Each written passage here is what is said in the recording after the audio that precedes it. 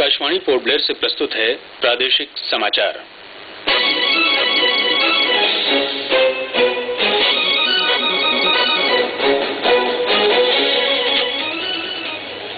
प्रधानमंत्री नरेंद्र मोदी ने कहा है कि उनकी सरकार सभी धर्मों से संबंधित लोगों के अधिकारों की रक्षा के लिए प्रतिबद्ध है। पाकिस्तान ने लश्कर-ए-तैयबा के सरगना ज़की-उर-रहमान लखवी को जेल से रिहा कर दिया है। सरकार ग्रामीण क्षेत्रों में हवाई संपर्क को प्राथमिकता देते हुए उड्डयन नीति तैयार कर रही है। पोर्ट ब्लेयर के नेताजी स्टेडियम के तरणताल में कल एक 13 वर्षीय छात्र की डूब जाने से मृत्यु हो गई और द्वीप समूह में नियमों का उल्लंघन कर किराए पर मोटर वाहन और मोटरसाइकिल उपलब्ध कराने वालों को चेतावनी दी गई है।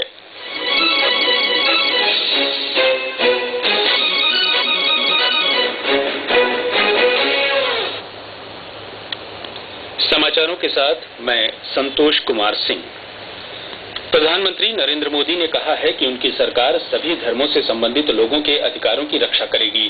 पेरिस में कल यूनेस्को मुख्यालय में अपने भाषण में श्री मोदी ने विश्व समुदाय का आह्वान किया कि वे कट्टरवाद और हिंसा की बढ़ती घटनाओं से निपटने के लिए संस्कृति और धर्म का गहराई से अध्ययन करें। प्रधानमंत्री ने कहा कि यह सुनिश्चित करना हमारा दायित्व है कि प्रत्येक धर्म, संस्कृति और संप्रदाय के नागरिकों को हमारे समाज में समान स्थान प्राप्त होना चाहिए। पाकिस्तान में लश्कर-ए-तैयबा के सरगना और 2008 के मुंबई आतंकी हमलों के षड्यंत्रकर्ता ज़की-उर-रहमान लखवी को कल रावलपिंडी के अदियाला जेल से रिहा कर दिया गया। लाहौर उच्च न्यायालय ने लखवी की हिरासत को स्थगित कर उसे तुरंत रिहा करने के आदेश दिए थे। अदालत में पाकिस्तान सरकार द्वारा लखवी के खिलाफ संवेदनशील दस्तावेज पेश करने में विफलता के बाद न्यायालय ने ये निर्णय लिया।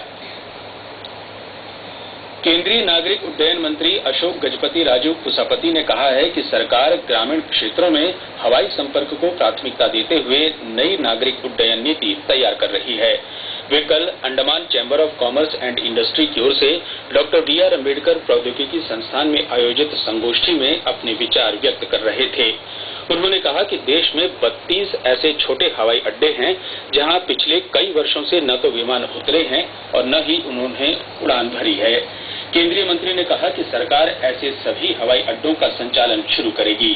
श्री गजपति राजू ने बताया कि उनका मंत्रालय पोर्ट ब्लेयर के वीर सावरकर अंतर्राष्ट्रीय हवाई अड्डे पर रात के समय विमान उतरने के प्रस्ताव को मंजूरी देने वाला है।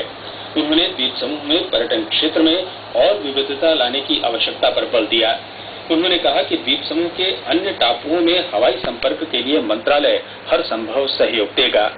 इस मौके पर उपराज्यपाल लेफ्टिनेंट जनरल ए.के. सिंह ने कहा कि स्वीकृति मिल जाने के बाद कोलकाता के लिए भी चार्टर्ड फ्लाइट की सुविधा उपलब्ध कराई जा सकेगी। उच्चतम न्यायालय भूमि अधिग्रहण अध्यादेश फिर से जारी करने के सरकार के कदम के विरुद्ध दायर याचिका पर सोमवार को सुनवाई करेगा। 4 स्वैच्छिक संगठनों ने एक जनहित याचिका में अध्यादेश फिर जारी करने की संवैधानिक वैधता को चुनौती दी थी।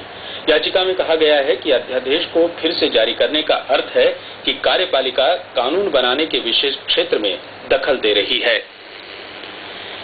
सांसद विष्णुपद रे ने केंद्र सरकार की 10 महीने की उपलब्धियों को महत्वपूर्ण बताया है। कल आकाशवाणी के साथ विशेष भेंट में उन्होंने कहा कि सरकार के एक भी कार्यक्रम पर अनियमितता या भ्रष्टाचार का आरोप नहीं लगा है। इसके अलावा कोल आवंटन की नीलामी में सरकार को रिकॉर्ड राजस्व प्राप्त हुआ है।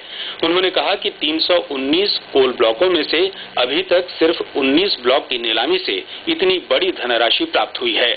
सांसद ने बताया कि कोल आवंटन की नीलामी से प्राप्त धनराशि संबंधित राज्यों को दी जा रही है।